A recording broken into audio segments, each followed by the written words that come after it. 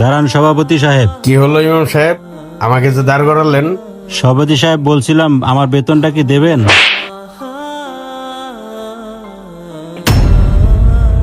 লজ্জা করে না আপনার ভিক্ষুকের মতো টাকা টাকা করতে?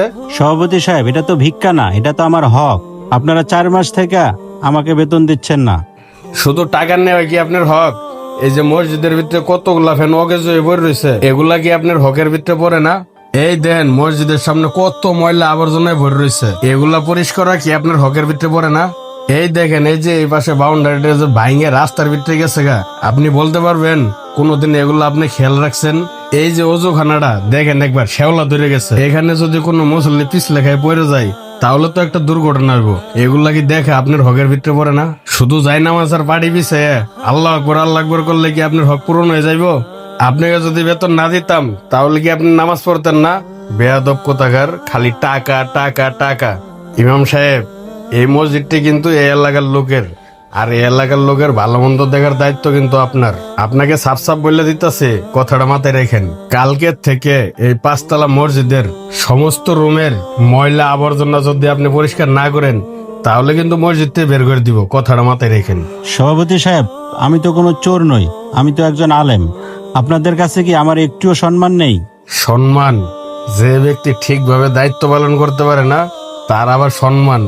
আপনারা তো শুধু টাকার জন্য নামাজ পড়ান, আপনাদের আবার কিসের সম্মান?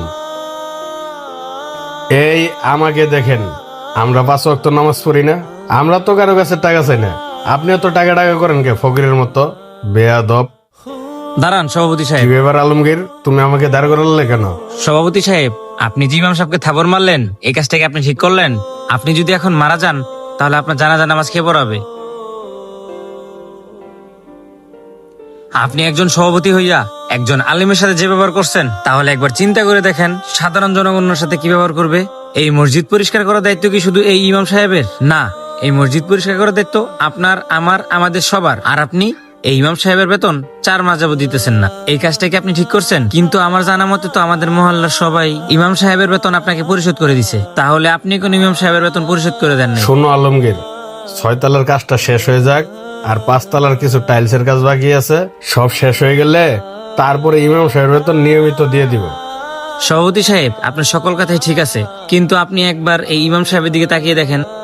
উনি তো একজন অসহায় ব্যক্তি, উনি তো আপনাদের এখানে কিছু টাকার জন্য ইমামতি করে, আর আপনারা কি করছেন? ওনার 4 মাসের স্যালারি আটকা রেখে দিচ্ছেন। আপনি একবার চিন্তা করে দেখেন উনি কিভাবে চলে, আর ওনার পরিবারটাই বা কিভাবে চলে। এই ইমাম সাহেবরা যদি অন্য কোথাও কাজ করতে যায় তাহলে আপনাদের সম্মানে বাদে। এখন আপনি চিন্তা করে দেখেন ওনার পরিবারটা কিভাবে চলবে। আর ইমাম সাহেব, যে মসজিদে আপনার সম্মান নেই সেই মসজিদে থাকা আপনার উচিত হবে না। ইমাম সাহেব, আমি আসলে ছোটখাটো একটা কোম্পানিতে কাজ করি, আর আমার বেতনও অল্প। এই নেন, এখানে 10,000 টাকা আছে, এই টাকাটা আপনি রাখেন। আর ইমাম সাহেব, আরেকটা কথা মনে রাখবেন, আপনাদের সম্মান ওনাদের মতো সভাপতির কাছে কম হতে পারে, কিন্তু ওই আল্লাহর কাছে অনেক। আর সভাপতি সাহেব, আপনাকে একটা কথা বলতে চাই, আপনার কাছে হয়তো বা এই ধরনের ইমামদের সম্মান নেই, কিন্তু ওই উপরওয়ালার কাছে ওনাদের সম্মান সবার ঊর্ধ্বে। হ আলমগীর, তুমি ঠিকই বলেছ। আসলে আমাদের কিছু টাকা হয়েছে, টাকার গরমেই মসজিদের সভাপতি হয়েছে, কিন্তু একজন ইমাম সাহেবকে কিভাবে সম্মান দিতে হইব আসলে টাকার অহংকারে সেটাই আমি ভুলে গেছি। আর হুজুর, আমি অনেক বড় ভুল করে ফেলাইছি, আপনি আমার মাফ করে দিয়েন। আপনি যদি আমাকে মাফ না করেন ওই উপরওয়ালা আমাকে মাফ করবে না। আরে না, কি বলেন সভাপতি সাহেব, আপনি যে আপনার ভুল বুঝতে পেরেছেন এতেই আমি খুশি। আমি দোয়া করি আপনার মতো আরো যত সভাপতি আছে সকলকে যেন আল্লাহ পাক হেদায়েত দান করে। ইনশাল্লাহ আমি সবসময় এই দোয়াই করব। আসলে আপনি যে ভুল বুঝতে পেরেছেন এতে তো আমি খুশি হয়েছি। এ মসজিদ শুধু আমার বা আপনার একার না, মসজিদ পরিষ্কার পরিচ্ছন্ন, মসজিদের দেখভাল সবাই আমাদের দায়িত্ব। শুনুন সভাপতি সাহেব, মসজিদ শুধু আমার একার না, মসজিদ আপনার, ওনার, আমার, আমাদের সবাইরই। তাই এই মসজিদের খেদমত আমাদের সবাইরই করতে হবে। হ হুজুর, আপনি ঠিকই বলেছেন। আজকের থেকে আমি নিজেও মসজিদের খেদমত করব। তো হুজুর চলেন, আজকে আমার বাসায় খাবেন আপনি। আলমগীর, তুমিও চলো। ইমাম সাহেবেরা সমাজের করুণার পাত্র নন, শ্রদ্ধার পাত্র।